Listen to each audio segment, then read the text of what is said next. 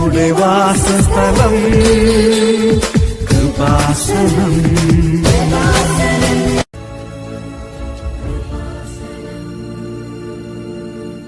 എൻ്റെ പേര് അനീറ്റ ഫിലിപ്പ്. ഞാൻ വരുന്നത് കാസർഗോഡ് ജില്ലയിലെ ചുള്ളിക്കര എന്ന് പറഞ്ഞ സ്ഥലത്ത് നിന്നാണ്. മനുഷ്യന് അസാധ്യമായത് ദൈവത്തിന് സാധ്യമാണ് എന്ന തിരുവചനത്തിന് ഉത്തമ ഉദാഹരണമാണ് ഞാനും എൻ്റെ കുടുംബവും. ഞാൻ ആദ്യമായി മാതാവിനെക്കുറിച്ച് അറിയുന്നത് 2019 നവംബർ മാസം അവസാനമാണ്. അന്നു മുതൽ ഞാനും മാതാവും തമ്മിലൊരു ബന്ധമുണ്ട്. എന്നാൽ 2022 നവംബർ മാസം അവസാനം ഞാനും എൻ്റെ ഹസ്ബൻഡും വർക്ക് ചെയ്യുന്നത് ഇറ്റലിയിലാണ്. ഞങ്ങൾക്ക് 2 ഇരട്ട കുഞ്ഞുങ്ങളുണ്ട്. മൂത്തയാൾ ഇവാന, രണ്ടാമത്തെ ആൾ ഇസബല്ല. അവർ എൻ്റെ വീട്ടിലാണ് നിന്നുകൊണ്ടുണ്ടായിരുന്നത്. 2022 നവംബർ അവസാനം ഹസ്ബൻഡിൻ്റെ അമ്മച്ചി പെട്ടെന്ന് മരിച്ചതുകൊണ്ട് ഞങ്ങൾക്ക് എമർജൻസി ആയിട്ട് 10 ദിവസത്തെ ലീവിനായിട്ട് നാട്ടിൽ വരേണ്ടതായിട്ട് വന്നു. ആ സമയത്ത് എന്നെ കെട്ടിച്ചു വിട്ടത് കണ്ണൂർ ജില്ലയിലെ പയ്യാവൂർ എന്ന് പറഞ്ഞ സ്ഥലത്തോട്ടാണ്. ആ സമയത്ത് ഞങ്ങൾ വന്നപ്പോൾ എൻ്റെ കുഞ്ഞുങ്ങളും പയ്യാവൂർക്ക് വന്നു. 10 ദിവസത്തെ അവധി കഴിഞ്ഞ് പോകുന്നതിന് 3 ദിവസം മുമ്പ് ഞങ്ങൾ എൻ്റെ കുഞ്ഞിനെ പയ്യാവൂരിൽ നിന്ന് ചുള്ളിക്കരയിലോട്ട് കൊണ്ടുപോയാക്കുകയാണ്. അപ്പോൾ ഞങ്ങൾ ചുള്ളിക്കരയിലെത്തി. ഞങ്ങൾ ഡ്രസ്സ് മാറി പിള്ളേരുമായിട്ട് കുറച്ച് സമയം മുറ്റത്തൊക്കെ കളിച്ച് ഞാനും എൻ്റെ ഹസ്ബൻഡും വീടിൻ്റെ അകത്തോട്ട് പോയി. അത് കഴിഞ്ഞപ്പോഴത്തേനും എൻ്റെ മമ്മിയും 2 ഇരട്ട കുഞ്ഞുങ്ങളും വീടിൻ്റെ മുറ്റത്ത് കളിച്ചുകൊണ്ട് നിൽക്കുമായിരുന്നു. ആ സമയത്ത് പ്രതീക്ഷിക്കാതെ ഞങ്ങളുടെ വീടിൻ്റെ സൈഡിലായിട്ട് ഒരു നല്ല ഹൈറ്റിലൊരു മതിലുണ്ട്. ആ മതിലിൻ്റെ അപ്പുറത്ത് മറ്റൊരട പറമ്പാണ്. അവിടെ നിന്നിരുന്നൊരു തെങ്ങ് പ്രതീക്ഷിക്കാതെ നടുവേന്ന് പിളർന്ന് ആദ്യം കാറിൻ്റെ മണ്ടയിലോട്ട് വീണു. അതിന് ശേഷം ഇസബല്ലയുടെ ദേഹത്തോട്ട് വീണാണ് ചെയ്തത്. ആ സമയത്ത് എന്ത് ചെയ്യണമെന്ന് അറിയത്തില്ല. നിലവിളിച്ച് കരയാനല്ലാതെ ഒന്നും ചെയ്തില്ല. എൻ്റെ ഹസ്ബൻഡ് ഓടി അവളെ ചെന്നെടുത്തപ്പോൾ അവൾ കാറിൻ്റെ അടിയിലായി പോയിട്ടുണ്ടായിരുന്നു. അവളെ കാറിൻ്റെ അടിയിൽ നിന്നാണ് വലിച്ചെടുത്തത്. ഞാനും മമ്മിയും നിലവിളിച്ച് കരഞ്ഞു. മാതാവേ, സഞ്ചാരി മാതാവല്ലേ, കൂടത്തിൽ പൊക്കോണം, ഞങ്ങൾക്ക് പോകാൻ പറ്റത്തില്ലെന്ന് പറഞ്ഞ് നിലവിളിച്ച് അവിടെ നിന്ന് കരഞ്ഞു. ആ പ്രദേശത്തുള്ളവരെല്ലാം ഞങ്ങളുടെ കരച്ചിൽ കേട്ട് ഓടി വന്നു. എൻ്റെ ബ്രദറും എൻ്റെ ഹസ്ബൻഡും കൂടെ അവളെ ഞങ്ങളുടെ അടുത്തുള്ള പൂടങ്കൽ എന്ന് പറഞ്ഞുള്ള ഒരു ഗവൺമെൻറ് ഹോസ്പിറ്റലുണ്ട്. ഞങ്ങൾക്കറിയാം അവളെ അവിടെ എത്തിക്കത്തുള്ളൂ. അവളെ പെട്ടെന്ന് അവിടെ എത്തിച്ചു. ആ സമയത്ത് അവിടെ കൂടിയിരുന്ന ആൾക്കാരോടൊക്കെ ഞാൻ പറഞ്ഞു, എന്നെ അവിടെ എടുത്തൊന്ന് എത്തിക്കണം. ആ സമയത്ത് ആരും എന്നെ അവിടെ എടുത്തോട്ട് കൊണ്ടുപോകുന്നില്ല. അവസാനം എൻ്റെ അയൽവക്കത്തുണ്ടായിരുന്ന ചേട്ടനോട് ഞാൻ കരഞ്ഞു പിടിച്ച് ആ ചേട്ടൻ്റെ വണ്ടിക്ക് എന്നെ പൂടങ്കൽ ഹോസ്പിറ്റലിലോട്ട് കൊണ്ടുപോവാണ്. പോകുന്ന വഴിക്ക് ഞാൻ നിലവിളിച്ച് കരയുന്നുണ്ട്, മാതാവേ, ഞാൻ പോകുന്ന വഴിക്ക് ആംബുലൻസ് ഒന്നും കണ്ടേക്കരുത്. അത് കണ്ടു കഴിഞ്ഞാൽ എൻ്റെ സമനില തെറ്റും. ഓൾറെഡി ഞാൻ മനസ്സും ശരീരവും ചത്തു. ഇനിയിപ്പം പോകുന്ന വഴിക്ക് ആംബുലൻസ് കണ്ടു കഴിഞ്ഞാൽ പിന്നെ എന്നെ ഇനി പിടിച്ചാൽ കിട്ടത്തില്ല. എന്തായാലും മാതാവ് അനുഗ്രഹിച്ച് പോകുന്ന വഴിയിലൊന്നും ആംബുലൻസ് കണ്ടില്ല. ഞാൻ ഹോസ്പിറ്റലിൽ എത്തിക്കഴിഞ്ഞപ്പോഴത്തേനും ആംബുലൻസ് മേളിൽ കിടക്കുന്നത് കണ്ടു. എല്ലാവരും അവിടെ കൂടിയിട്ടുണ്ട്. കാരണം ഞങ്ങളുടെ വണ്ടിക്കകത്താണ് ഇവളെ കൊണ്ടുപോയത്. ഞങ്ങളുടെ വണ്ടിയുടെ മണ്ടയിലോട്ടാണ് തെങ്ങി വീണത് ആദ്യം. ആ സമയത്ത് കാറിൻ്റെ ഗ്ലാസ്, പുറകിലത്തെ ഗ്ലാസ് ശരിക്കും അടന്നു പോയിട്ടുണ്ടായിരുന്നു. അതുകൊണ്ട് ആ കാറിൻ്റെ അകത്ത് ഗ്ലാസ്സും ഇല്ലായിരുന്നു. പിന്നെ എൻ്റെ ബ്രദർ കൊണ്ടുപോയപ്പോൾ ഫുൾ ഹോർൺ അടിച്ചിട്ടാണ് ഹോസ്പിറ്റൽ വരെ കൊണ്ടുപോയത്. അപ്പോൾ അതുകൊണ്ട് ഒത്തിരി പേര് ആ വണ്ടീനെ ഫോളോ ചെയ്ത് ഹോസ്പിറ്റലിലെത്തി. അപ്പോൾ പിന്നെ പെട്ടെന്ന് തന്നെ സ്പ്രെഡായി, തെങ്ങ് വീണ് കൊച്ചിനെ ഹോസ്പിറ്റലിൽ കൊണ്ടുപോയിട്ടുണ്ടെന്ന് പറഞ്ഞു. അവർക്ക് ശരിക്കും 3.25 വയസ്സേ ഉണ്ടായിരുന്നുള്ളൂ ആ സമയത്ത് അവർക്ക്. അങ്ങനെ അവിടെ ചെന്ന് ഞാൻ അവിടെ കിടന്ന് നിലവിളിച്ച് പറഞ്ഞു, എനിക്ക് അവളെ ഒന്ന് കണ്ടാൽ മതി എന്ന് പറഞ്ഞു. ആ സമയത്ത് ആരും കാണിക്കുന്നില്ല, ഡോക്ടേഴ്സൊക്കെ ഇങ്ങനെ കൂടി നിൽക്കുക. അങ്ങനെ ഞാൻ എൻ്റെ നിലവിളി കേട്ടിട്ട് ഡോക്ടേഴ്സ് പറഞ്ഞു, ജസ്റ്റ് കാണിക്കാം, നീ മിണ്ടരുത്, നീ മിണ്ടിക്കഴിഞ്ഞാൽ ഞങ്ങൾക്ക് അവൾക്ക് അന്നേരത്തിന് അവൾക്ക് സ്വന്തമായിട്ട് ശ്വാസം എടുക്കാനുള്ളതൊക്കെ അവൾക്ക് നഷ്ടപ്പെട്ടു തുടങ്ങി, നീ മിണ്ടരുതെന്ന് പറഞ്ഞു. പക്ഷെ ഞാൻ എൻ്റെ കൊച്ചിനെ നോക്കിയപ്പോഴത്തേനും ഞാൻ നിലവിളിച്ച് കരഞ്ഞു. ആ സമയത്ത് അവളൊന്ന് കാലിട്ടൊന്ന് പിടച്ച് കഴിഞ്ഞപ്പോഴത്തേനും പിന്നെ ഡോക്ടേഴ്സ് എന്നെ അവിടെ നിന്ന് മാറ്റുകയാണ് ചെയ്തത്. അന്നേരം അവരെന്നോട് പറഞ്ഞു, പേടിക്കാനൊന്നുമില്ല, ചെറുതായിട്ടൊരു പോറിൽ തലയ്ക്ക് പറ്റിയിട്ടുണ്ട്, അതുകൊണ്ട് നമുക്ക് ഇവിടെ അതിനുള്ള ഫെസിലിറ്റീസ് ഒന്നുമില്ല, നമുക്കൊരു കാര്യം ചെയ്യാം, നമുക്ക് കണ്ണൂർക്ക് മാറ്റാമെന്ന് പറഞ്ഞു. അപ്പോഴേ എനിക്ക് തോന്നി കൊച്ച് പോയെന്ന് തോന്നുന്നത്. കാരണം അല്ലെങ്കിൽ പിന്നെ കണ്ണൂർക്ക് മാറ്റുന്ന അടുത്ത പരിയാരം എന്ന് പറഞ്ഞൊരു ഹോസ്പിറ്റലൊക്കെ ഉണ്ടല്ലോ, അങ്ങോട്ട് മാറ്റുന്നില്ലോ എന്ന് വിചാരിച്ചു. അങ്ങനെ എൻ്റെ ഹസ്ബൻഡും അവിടുത്തെ ഒരു സ്റ്റാഫ് നേഴ്സും കൂടെ ആംബുലൻസിന് പോവുകയാണ്. അന്നേരം എൻ്റെ വീട്ടുകാരും എന്നെ കൂടത്തിൽ കൊണ്ടുപോകുന്നില്ല. അപ്പോൾ ഞാൻ പറഞ്ഞു, ഞാൻ നിൽക്കത്തില്ല, എനിക്ക് അവിടെ കൂടത്തിൽ പോകണമെന്ന് പറഞ്ഞു. അങ്ങനെ എൻ്റെ കസിൻ ചേട്ടൻ്റെ കാറിന് ഞാനും എൻ്റെ ബ്രദറും കൂടെ, പിന്നെ എൻ്റെ കസിൻ ചേച്ചി കൂടുതലുണ്ടായിരുന്നു. ഈ സമയത്ത് പൂടങ്കൽ ആശുപത്രി കടന്ന് നിലവിളിച്ച് കരഞ്ഞ സമയത്ത് ഏതോ ഒരു ചേച്ചി എൻ്റെ കൂട്ടത്തിൽ വന്ന് ചേച്ചിയുടെ കയ്യിൽ കൃപാസന മാതാവിൻ്റെ ഒരു ലോക്കറ്റ് കൊടുത്തിട്ട് പറഞ്ഞു, മോളെ, ഞാൻ ഇന്നലെ കൃപാസനത്തിൽ പോയ ആളാണ്, നീ പ്രാർത്ഥിക്ക്, അന്നേരം എൻ്റെ കൂട്ടത്തിൽ വന്ന് ചേച്ചിക്ക് കൃപാസന മാതാവിനെക്കുറിച്ച് വലിയ വിശ്വാസം അങ്ങനെ ഒന്നും ഇല്ലായിരുന്നു. പക്ഷേ ആ ചേച്ചിയെ ലോക്കറ്റ് കൈ പിടിച്ച് പ്രാർത്ഥിച്ചു. ആംബുലൻസ് കൊച്ചിനെ കണ്ണൂർക്ക് കൊണ്ടുവന്നു. ഞങ്ങൾ ആ സമയത്ത് കാറിന് പോവുകയാണ്. ആ സമയത്ത് ചേച്ചി ലോക്കറ്റ് തിരിച്ചു കൊടുത്തു ചേച്ചിക്ക് തിരിച്ചു കൊടുത്തു. അങ്ങനെ പോകുന്ന സമയത്താണ് ചേച്ചി ഇങ്ങനെ പറയുന്നത്, ഇന്നതുപോലെ ഒരു ചേച്ചി എൻ്റെ ലോക്കറ്റ് തന്നിട്ടുണ്ടായിരുന്നു എന്ന് പറഞ്ഞു. എൻ്റെ പിള്ളേരും എൻ്റെ പേരൻസും ഇവിടെ വന്നിട്ട് ഉടമ്പടി എടുത്തിട്ടുണ്ടായിരുന്നു. അപ്പോൾ കൊച്ചിൻ്റെ ദേഹത്ത് ആ സമയത്ത് മാതാവിൻ്റെ കാശുരൂപം ഉണ്ടായിരുന്നു. ഞാൻ മാതാവിനോട് എൻ്റെ കഴുത്തെ കടന്ന് കാശുരൂപം പിടിച്ച് പ്രാർത്ഥിച്ചു പറഞ്ഞു, മാതാവേ, എനിക്ക് ഇസബെല്ലാനെ തിരിച്ചു തന്നില്ലെങ്കിൽ ഞാനും മാതാവും തമ്മിൽ ഇനി ഒരു ബന്ധവും ഉണ്ടാകത്തില്ല, ഞാൻ ഇനി പ്രാർത്ഥിക്കത്തില്ല എന്ന് അങ്ങനെ പറഞ്ഞ് ഞാൻ കരഞ്ഞ് പ്രാർത്ഥിച്ചു. അങ്ങനെ എല്ലാവരും പറഞ്ഞു പരിയാരത്ത് കയറ്റേണ്ട കാര്യമില്ല, പെട്ടെന്ന് തന്നെ കണ്ണൂർക്ക് വിടാൻ പറഞ്ഞു. അങ്ങനെ കണ്ണൂർ എത്തുന്നതിന് മുമ്പ് തന്നെ സ്റ്റാഫ് നഴ്സ് പറഞ്ഞു അവൾ എന്തായാലും കണ്ണൂർ എത്തത്തില്ല. ആദ്യം അവൾക്ക് പുറമെ ഒരു പൊട്ടലോ പോറലോ ഒന്നും കണ്ടില്ല, ഒരു ബ്ലഡ് വരുമോ അങ്ങനെയും ചെയ്തില്ല. പക്ഷേ പരിയാരം എത്തുന്നതിന് മുമ്പ് തന്നെ ഫുള്ള് ബ്ലീഡിങ് വരാൻ തുടങ്ങി, വായിക്കൂടെയും മൂക്കിക്കൂടെ എല്ലാം ബ്ലഡ് വന്നു തുടങ്ങി. ആ സമയത്ത് കൂട്ടത്തിലുണ്ടായിരുന്ന ചേട്ടൻ, സത്യം പറഞ്ഞാൽ ചേട്ടൻ്റെ മുണ്ട് കീറിയിട്ടാണ് ബ്ലഡ് മൊത്തം തൂത്ത് തുടച്ചത്. എൻ്റെ ഹസ്ബൻഡും കൂട്ടത്തിലുണ്ടായിരുന്ന സ്റ്റാഫ് നഴ്സും മൊത്തം ഛർദ്ദിച്ചു. പൂടങ്കിലെന്ന് പറഞ്ഞ സ്ഥലത്ത് നിന്ന് പരിയാരം വരെ എങ്ങനെ വന്നാലും കുറഞ്ഞത് ഒരു 1.5 മണിക്കൂർ നോർമൽ ഇതിൽ ട്രാവൽ ചെയ്യണം. പക്ഷേ ആ ആംബുലൻസ് ഡ്രൈവർ അതുപോലെ ആ കൊച്ചിനെ സ്വന്തം ഒരു കൂടപ്പുറപ്പിനെ പോലെ കണ്ടുകൊണ്ടായിരിക്കാം അവൻ വെറും 33 മിനിറ്റ് കൊണ്ട് ആ ചേട്ടൻ ശരിക്കും അവളെ പരിയാരത്തെത്തിച്ചു. പരിയാരത്തെ സ്റ്റാഫ് നഴ്സിൻ്റെ അത്രയൊരു പ്രഷർ ഉള്ളതുകൊണ്ട് മാത്രമാണ്, കാരണം ഇവർ കണ്ണൂർക്ക് കൊണ്ടുപോകാനായിട്ടാണ് ഇരുന്നത്. അപ്പോൾ സ്റ്റാഫ് പറഞ്ഞു എന്തായാലും ഇവൾ കണ്ണൂർ വരെ എത്തത്തില്ല, പരിയാരത്ത് കയറ്റി നമുക്ക് സപ്പോർട്ട് കൊടുക്കണം എന്ന് പറഞ്ഞ് അവളെ പരിയാരത്ത് കയറ്റി. അവരവിടുന്ന് സപ്പോർട്ടൊക്കെ കൊടുത്ത് പെട്ടെന്ന് തന്നെ അവളെ കണ്ണൂർ ആസ്റ്റർ മിംസ് ഹോസ്പിറ്റലിൽ എത്തിച്ചു. അവിടെ എത്തിച്ചപ്പോഴത്തേന് അവിടെ എല്ലാ സജ്ജീകരണങ്ങളും നടത്തിയിട്ടുണ്ടായിരുന്നു.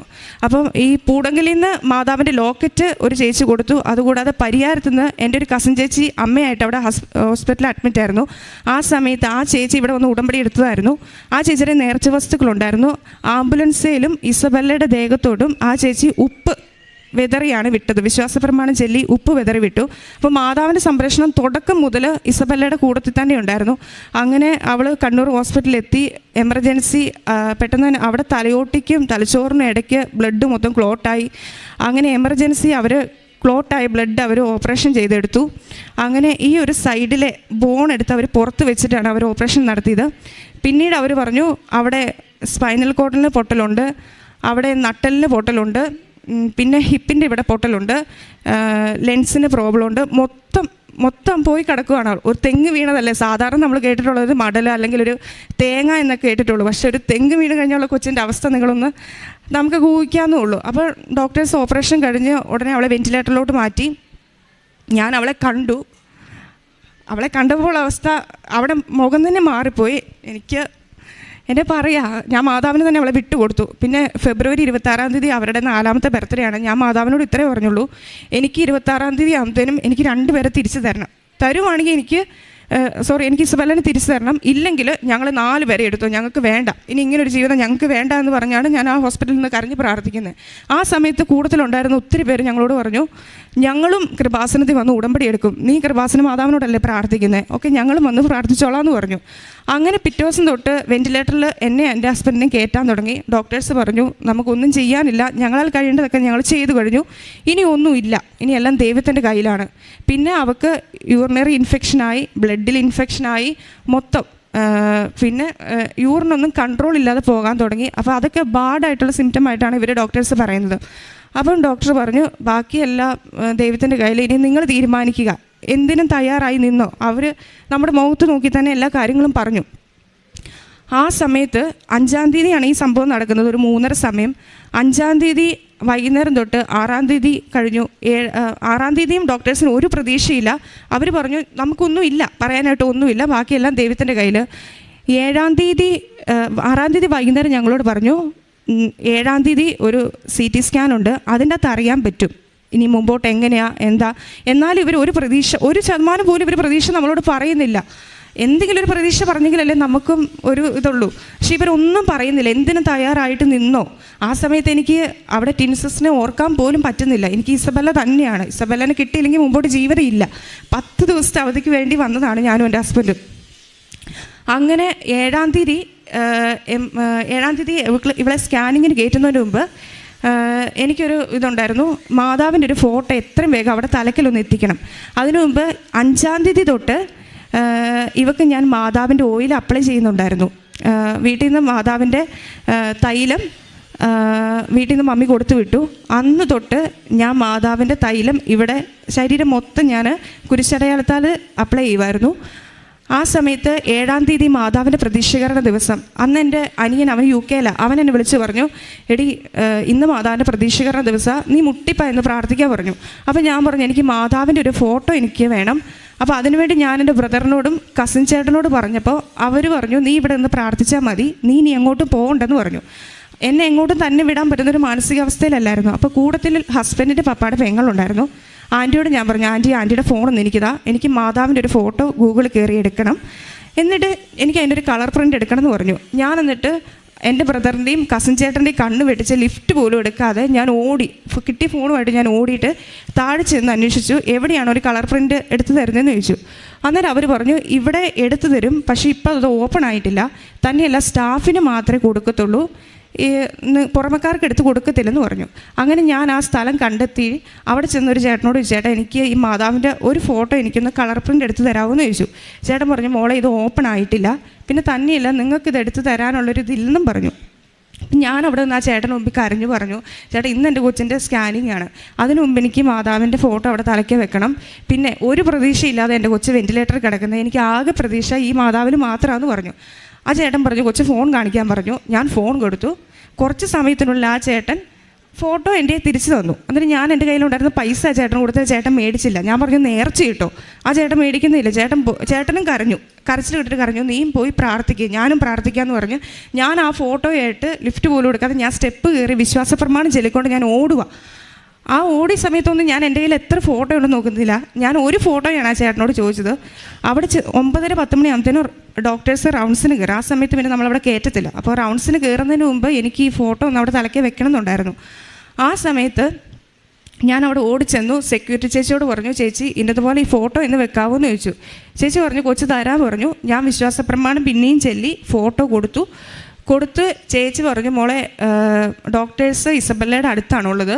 ഞാൻ പറഞ്ഞു, കുഴപ്പമില്ല ചേച്ചി, ഇത് കൊണ്ട് വെക്കാൻ പറഞ്ഞു. അപ്പം ഡോക്ടേഴ്സ് റൗണ്ട്സിന് കയറുന്നതിന് മുമ്പും ഇവരോട് ഒരു പുഞ്ചിരി മാത്രമേ ഉള്ളൂ, കാരണം ഇവരോടൊന്നും പുറത്ത് നിൽക്കുന്നവരോടൊന്നും പറയാനില്ല.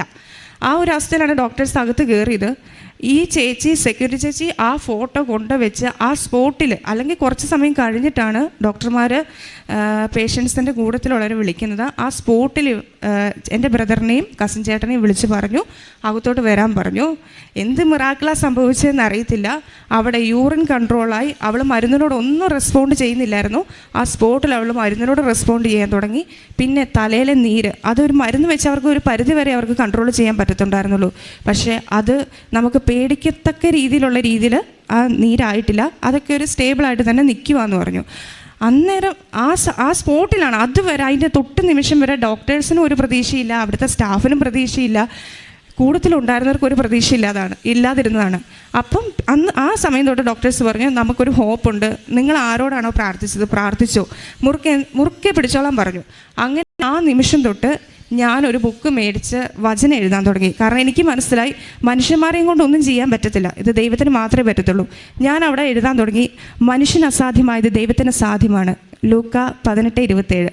അത് ഞാൻ ഈ PIC റൂമിൻ്റെ മുമ്പിലിരുന്ന് ആരെയും ഒന്നും ശ്രദ്ധിക്കുന്നില്ല, ഞാൻ കണ്ടിന്യൂസ് ആയിട്ടിരുന്ന് എഴുതിക്കൊണ്ട് തന്നെ ഇരുന്നു. പിന്നെ ഡോക്ടേഴ്സ് പറഞ്ഞു, ഞങ്ങളിപ്പോൾ അവിടെ ബ്രെയിൻ്റെ കാര്യം മാത്രമേ നോക്കുന്നുള്ളൂ, അവിടെ സ്പൈനൽ കോഡിൻ്റെയും പിന്നെ ഹിപ്പിൻ്റെയും ഞങ്ങൾ നോക്കുന്നില്ല, അതൊക്കെ പിന്നീടാണ്, ആദ്യം ബ്രെയിൻ്റെ നോക്കട്ടെ എന്ന് പറഞ്ഞു. അങ്ങനെ അവൾ മരുന്നിനോടൊക്കെ റെസ്പോണ്ട് ചെയ്യാൻ തുടങ്ങി. ഓട്ടോമാറ്റിക്കായിട്ട് അവൾ ഓക്കെ വരാൻ തുടങ്ങി. അങ്ങനെ പിന്നെ അവളെ വെൻറ്റിലേറ്ററിൽ നിന്ന് അവളെ ICUലോട്ട് മാറ്റി. ICUന്ന് 22ാമത്തെ ദിവസം ഞങ്ങൾക്ക് വീട്ടിൽ വരാൻ പറ്റി. ഇങ്ങനൊരു സംഭവം നടന്നപ്പോൾ കുറഞ്ഞത് എല്ലാവരും വിചാരിച്ചു 1.5-2 മാസം അവൾ ഹോസ്പിറ്റലിൽ കിടക്കും എന്നാണ് വിചാരിച്ചത്. പക്ഷേ മാതാവിൻ്റെ അനുഗ്രഹം കൊണ്ട് ഞങ്ങൾക്ക് വെറും 22ാമത്തെ ദിവസം ഞങ്ങൾക്ക് വീട്ടിൽ വരാൻ പറ്റി.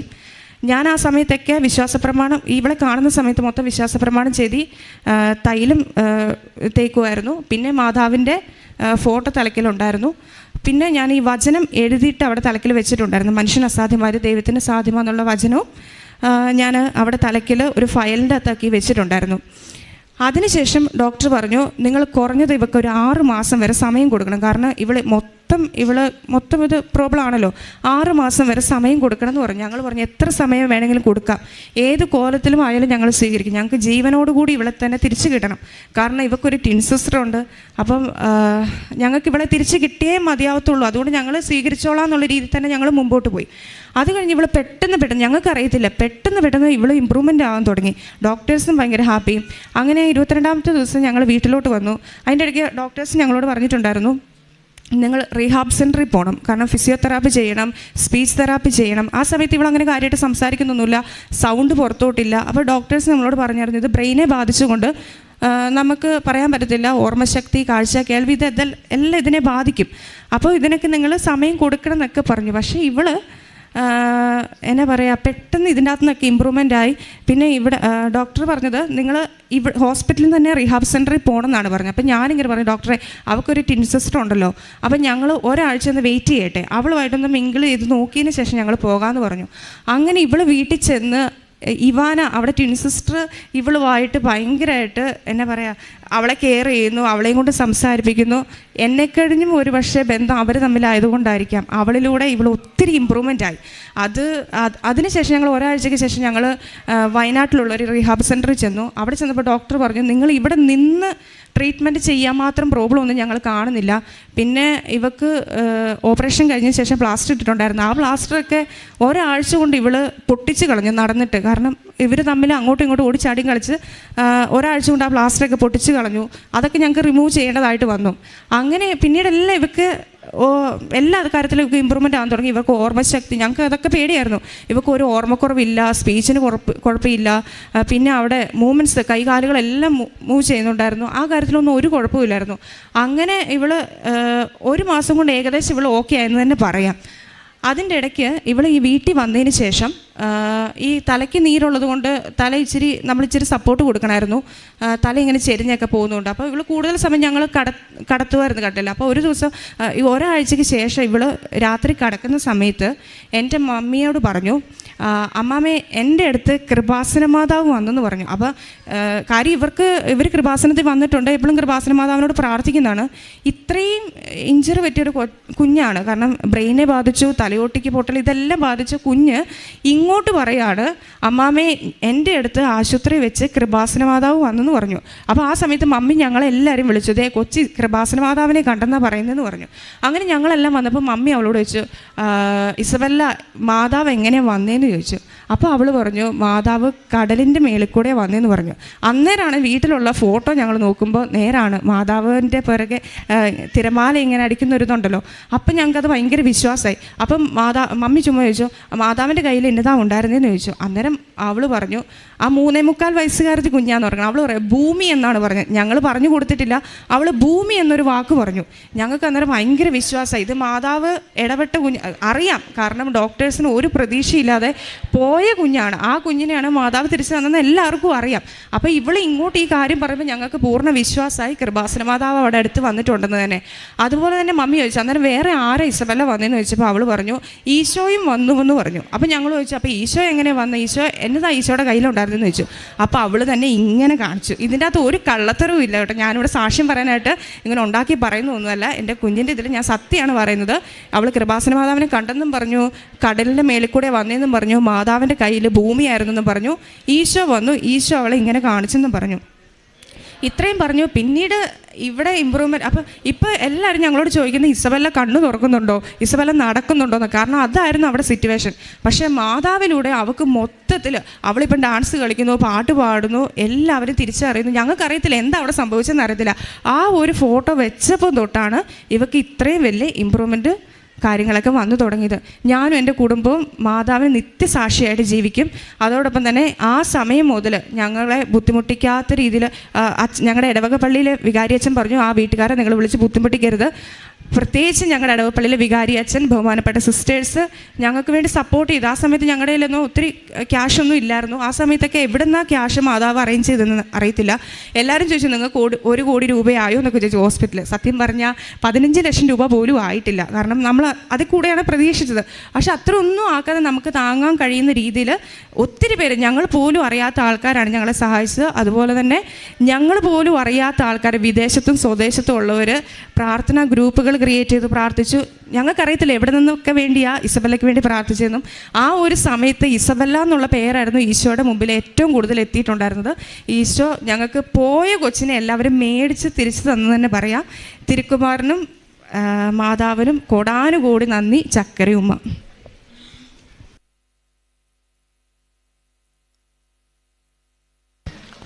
ഈ അനീറ്റ ഫിലിപ്പ് കാസർഗോഡ് നിന്ന് വന്ന ഈ സഹോദരി പറഞ്ഞ സാക്ഷ്യം വലിയൊരു സാക്ഷ്യമാണ് ഇവിടെ പറഞ്ഞത്. തൻ്റെ 2 ഇരട്ടക്കുട്ടികളിൽ ഒരു കുട്ടി, അതായത് ഇവർ 3.25 വയസ്സുള്ള ഈ കുട്ടിക്ക് അതിൻ്റെ പേര് ഇസബല്ല എന്നാണ്. അതിന് പറ്റിയ ഒരു ആക്സിഡൻ്റാണ്. അതായത് തെങ്ങിൻ്റെ മണ്ട പോയിരുന്ന ഒരു തെങ്ങ്, മണ്ടയില്ലാത്ത ഒരു തെങ്ങ്, വീടിൻ്റെ തൊട്ടടുത്ത് നിന്ന് ഈ കുഞ്ഞും അവിടെ നിൽക്കുമ്പോൾ അത് ഒടിഞ്ഞു വീഴുകയാണ് ചെയ്തത്. അപ്പോൾ അവിടെ സംഭവിച്ചതെന്ന് പറഞ്ഞാൽ ഈ കുഞ്ഞിന് വലിയ അപകടമാണ്. വിശദീകരിച്ച ഈ മകൾ പറഞ്ഞു കഴിഞ്ഞ് അത് തലയോട്ടേക്കും ബ്രെയിനും സ്പൈനൽ കോഡ്, നട്ടല്, ഹിപ്പ് എന്നിവയ്ക്കെല്ലാം പൊട്ടൽ, പിന്നെ ബ്ലഡിലാണെങ്കിൽ ഇൻഫെക്ഷൻ, ആശുപത്രിയിൽ പരിശോധിച്ചപ്പോൾ യൂറിനറി ഇൻഫെക്ഷൻ, ന്യൂമോണിയ, ഇതെല്ലാം ബാധിച്ച് ആശുപത്രിയിൽ പരിശോധനയുടെ സമയത്ത് ഇതൊക്കെ അറിഞ്ഞ കാര്യങ്ങളാണ്. തലച്ചോറിലെ തലയോട്ടിയിൽ നിന്ന് ഒരു ഭാഗം എടുത്തു മാറ്റി പ്രത്യേകം ഫ്രീസറിൽ സൂക്ഷിക്കുകയാണ് ചെയ്തത്. ഇത് 6 മാസമെങ്കിലും ഇത് മാറ്റിവെക്കാനായിട്ട്, തിരിച്ച് റീപ്ലേസ് ചെയ്യാനായിട്ട് വേണ്ടിവരുമെന്നാണ് ഡോക്ടർ പറഞ്ഞത്. അപ്പോൾ ഇങ്ങനെയൊക്കെ ഉള്ള ഒരു ഘട്ടമാണ്. അപ്പോഴാണ് ഇവിടെ ഈ ഹോസ്പിറ്റലിൽ ഇങ്ങനെ വല്ലാത്ത മരണത്തോട് മല്ലടിച്ച് കിടക്കുന്ന കുട്ടി, ഡോക്ടർമാർ പറഞ്ഞതെന്ന് പറയുന്നത് യാതൊരു ഹോപ്പുമില്ല, യാതൊരു ഹോപ്പുമില്ല ഈ കുഞ്ഞിൻ്റെ ഈ അവസ്ഥയിൽ. അത് ഇതിൻ്റെ ഇടയ്ക്കെന്ന് പറഞ്ഞ ബ്രെയിനിൻ്റെയും അതുപോലെ തന്നെ ഇതിൻ്റെ ഇടയ്ക്ക് നിന്നുള്ള ബ്ലീഡിങ് വരുന്നുണ്ട്, സ്കള്ളിൻ്റെയും തലച്ചോറിൻ്റെ ഇടയ്ക്ക് നിന്നുള്ള ബ്ലീഡിങ് ഉണ്ടാകുന്നുണ്ട്. ഇതെല്ലാം എന്ന് പറയുന്നത് ഈ കുഞ്ഞ് ഒരിക്കലും രക്ഷപ്പെടാൻ സാധ്യതയില്ലെന്നുള്ള ഒരു പ്രത്യാശയില്ലാത്ത ഒരു മറുപടിയാണ് ഡോക്ടർമാരിൽ നിന്ന് വന്നത്. അഥവാ അവർ പറഞ്ഞ ഇതാണ്, അഥവാ ഈ കുഞ്ഞ് ഏതെങ്കിലും വിധത്തിൽ രക്ഷപ്പെട്ടാൽ തന്നെ ഇതിന് ജീവിതത്തിൽ വലിയ എന്തെങ്കിലുമൊക്കെ പ്രശ്നങ്ങൾ, ഇതിൻ്റെ സൈഡ് എഫക്ട്സ് വലുതായിട്ട് തന്നെ ഉണ്ടാകും എന്നുള്ളതാണ് പറഞ്ഞത്. അപ്പോഴാണ് ഈ സഹോദരി ഉടമ്പടിയിലെ പോകുന്ന വഴിക്കൊക്കെ പലരുമൊക്കെ പ്രാർത്ഥിച്ചിരുന്ന ഉടമ്പടിയിലുള്ള കൃപാസനത്തിലുള്ള ഉപ്പ് കൊടുക്കുന്ന നേർച്ച വസ്തുക്കളൊക്കെ ഉപയോഗിക്കുന്നുണ്ട്. പക്ഷേ ഈ മകള് ഈ കുഞ്ഞിന് വേണ്ടിയിട്ട് ഉടമ്പടി തൈലം കുരിശിട്ട് വരച്ച് പ്രാർത്ഥിക്കുന്നുണ്ടായിരുന്നു എന്നുള്ളതാണ്. അപ്പം വെന്റിലേറ്ററിൽ കിടക്കുന്ന ഈ കുഞ്ഞിൻ്റെ തലയ്ക്കൽ കൃപാസനം അമ്മ മാതാവിൻ്റെ ഒരു ഫോട്ടോ കൊണ്ടുവന്ന് വയ്ക്കുന്നു. അതായത് MRI സ്കാൻ എടുക്കുക, ഈ കുഞ്ഞിൻ്റെ സ്കാൻ എടുക്കാനായിട്ട് ഡോക്ടർ പറഞ്ഞപ്പോൾ ഈ സ്കാൻ എടുത്ത് അതിൻ്റെ പ്രധാനപ്പെട്ട ചില കാര്യങ്ങൾ അറിയുന്നതിന് വേണ്ടിയിട്ട്, ക്രിട്ടിക്കലായിട്ടുള്ള ചില ഈ രോഗവിവരം അറിയുന്നതിന് വേണ്ടിയിട്ട് ഡോക്ടർ സ്കാൻ ചെയ്യാനായിട്ട് പറഞ്ഞു. അന്ന് അതിൻ്റെ തൊട്ട് മുമ്പിലത്തെ ദിവസമാണ്, തൊട്ട് മുമ്പേ ആണ് ഈ മകൾ കൃപാസന അമ്മ മാതാവിൻ്റെ ഒരു ഫോട്ടോ എങ്ങനെയെങ്കിലും സംഘടിപ്പിക്കുന്നതിന് വേണ്ടി തത്രപ്പെട്ട് അത് ഈ കുഞ്ഞിൻ്റെ തലയ്ക്കൽ കൊണ്ടുപോയി വയ്ക്കുകയാണ്. ഈ ഫോട്ടോ വെച്ച് കഴിഞ്ഞപ്പോഴാണ് ആ കുഞ്ഞ് ഡോക്ടർ പറയുന്നത്, അത് ഡോക്ടർ വിളിച്ച് പറയുന്നത് യൂറിൻ കൺട്രോള്, തലയിലെ നീര് ഇതെല്ലാം സ്റ്റേബിളായി. ഇപ്പോൾ അതിനൊരു മരുന്നുകളോട് ഇത് പ്രതിപ്രവർത്തിക്കാൻ തുടങ്ങി. മറ്റേതെന്ന് പറഞ്ഞാൽ മരുന്നുകളോട് ഈ കുഞ്ഞിൻ്റെ ശരീരം പ്രവർത്തിക്കുന്നില്ല. അത് പ്രതിപ്രവർത്തിക്കാത്തത് കൊണ്ട് ഇവർക്ക് ആകപ്പാടെ ഡോക്ടർമാർക്കും വലിയ വിഷമത്തിലായിരുന്നു. അപ്പോൾ ആശയ്ക്കൊരു വഴിയുണ്ടെന്നുള്ളത് ഇങ്ങനെ അവരുടെ വായിൽ നിന്ന് കിട്ടി. എൻ്റെ സഹോദരങ്ങളെ 22 ദിവസം കുട്ടി കഴിഞ്ഞപ്പോൾ കുട്ടി വീട്ടിലേക്ക് വന്നു. അത് ഞാൻ ചുരുക്കി പറയുകയാണ്. അപ്പം ഇത് കഴിഞ്ഞപ്പോഴെന്ന് പറഞ്ഞ് റീഹാബിലിറ്റേഷൻ സെൻറ്ററിൽ പോയപ്പോൾ ഉടനെ അവിടെ ഉള്ള ഒരു പറഞ്ഞ് ഇത് ഫിസിയോതെറാപ്പി, അതുപോലെ തന്നെ പിന്നെ നമ്മൾ സംസാരത്തിന് വേണ്ടിയിട്ടുള്ള ഇതൊന്നും ഇവിടെ ഒന്നും ചെയ്യേണ്ട, അതങ്ങ് നിങ്ങളുടെ അടുത്ത് എവിടെയെങ്കിലും പോയി കരയൊക്കെ എത്ര കണ്ട് ബെറ്ററാണ്. അപ്പം ഇത് ഇങ്ങനെയൊക്കെ ആയിട്ട് വീട്ടിലിരിക്കുമ്പോൾ ഈ കൊച്ച് അമ്മാമ്മയോട്, ഈ പറഞ്ഞ സാക്ഷ്യം പറഞ്ഞ അനീറ്റയുടെ അമ്മയോട് ഈ കുട്ടി പറയുകയാണ്, അമ്മാമ്മേ ഞാൻ കൃപാസന അമ്മ മാതാവിനെ ഞാൻ കണ്ടിരുന്നു. അപ്പോൾ അവർ അത്ഭുതത്തോടുകൂടി ചോദിച്ച്, നീ എന്ത് കണ്ടു? അമ്മ മാതാവിനെ എന്ത്? കൃപാസനം മാതാവിനെ ഞാൻ കണ്ടു. അപ്പോൾ മാതാവ് എന്തായിരുന്നു? മാതാവിൻ്റെ കയ്യിൽ ഒരു ഗ്ലോബ് ഉണ്ടായിരുന്നു, ഒരു ഭൂമി ഇരിപ്പുണ്ടായിരുന്നു എന്ന് പറഞ്ഞു. അപ്പോൾ ഈ സഹോദരി എന്നോട് ചോദിച്ചു അതെൻ്റെ അർത്ഥം എന്താണെന്ന് അറിയില്ല. ഞാൻ പറഞ്ഞ് അത് ബഹുമാനപ്പെട്ട ജോസഫച്ചൻ്റെ അടുത്ത് നടക്കുന്ന ഏതെങ്കിലുമൊക്കെ ക്ലാസ്സുകളിൽ അതിനെക്കുറിച്ചൊരു വിശദീകരണം നമുക്ക് യൂട്യൂബിലൂടെ കേൾക്കാൻ സാധിക്കും. അതായത് ആ ഗ്ലോബ്, ഞാൻ അതിനെക്കുറിച്ചൊന്നും പറയാനായിട്ട് ശക്തനല്ല. അപ്പോൾ ഒരു ഗ്ലോബ്, ഭൂമി കയ്യിലിരിക്കുകയാണ് അമ്മയുടെ കയ്യിൽ. അപ്പോൾ ഇങ്ങനെ കണ്ട എന്നിട്ട് ഉടനെ ഈ അമ്മാമ്മ ചോദിച്ചു, കുഞ്ഞ് അതിൻ്റെ അമ്മയുടെ കൂടെ ആരുണ്ടായിരുന്നു? അപ്പം ഈ അമ്മ എന്ത് ചെയ്യാണ്, എങ്ങനെയാണ് കണ്ടത്? അപ്പം പറയാണ്, അത് കടലിൻ്റെ മുകളിൽ കൂടെ ഇങ്ങനെ നിൽക്കുന്നതായിട്ടാണ് കണ്ടത്, വരുന്നതായിട്ടാണ് കണ്ടതെന്ന്.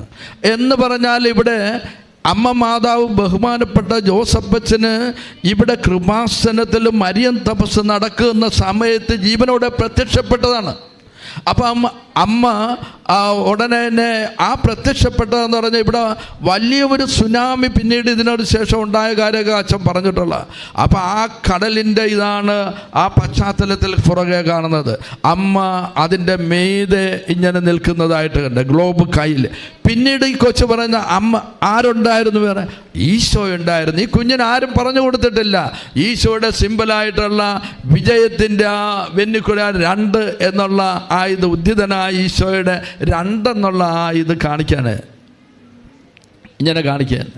അപ്പം എൻ്റെ സഹോദരങ്ങളെ, ഈ പടം ഉടമ്പടിയിലുള്ള അതായത് നമ്മുടെ ഈ കൃപാസനം മാതാവിനെ തലക്കിൽ കൊണ്ടുപോയി വെച്ചതിലല്ല അത്ഭുതം. അവിടെ നടന്ന സംഭവം എന്ന് പറയുന്നത് കൃപാസന അമ്മ ഈ കുഞ്ഞിന് നേരിട്ട് അവിടെ പ്രത്യക്ഷപ്പെടുകയാണ്. അതാണ് അവിടെ നടന്നത്. അവിടെ അമ്മ മാത്രമല്ല, അമ്മയുടെ കൂടെ ഈശോയും ഉണ്ടായിരുന്നു. അപ്പോഴാണ് ഒരു ഹോപ്പും ഇല്ലായിരുന്ന ഈ കുഞ്ഞ്, അതായത് യാതൊരുവിധ രക്ഷപ്പെടുവാൻ സാധ്യതയില്ലെന്ന് വൈദ്യശാസ്ത്രം എഴുതിത്തള്ളിയിരുന്ന ഈ കുഞ്ഞിന് ശരീരം മരുന്നുകളോട് പ്രതിപ്രവർത്തിക്കാൻ തുടങ്ങി. അതായത് യൂറിനറി ഇൻഫെക്ഷനും അതുപോലെ തന്നെ തലയിലുള്ള അതെല്ലാം നോർമലായി മാറുകയാണ്. എൻ്റെ സഹോദരൻ നരയിലുള്ള നീരെല്ലാം നോർമലായി. പിന്നീടാണ് അങ്ങോട്ട് വലിയ മാറ്റങ്ങൾ വന്നത്. പിന്നീട് അങ്ങോട്ടെന്ന് പറഞ്ഞ കുഞ്ഞ് അതിൻ്റെ 6 മാസം കൊണ്ട് ഇത് വീണ്ടും ഈ തലയോട്ടി വെക്കാൻ പറ്റത്തുള്ളെന്ന് പറഞ്ഞത് 1 മാസം കൊണ്ട് വെച്ച്.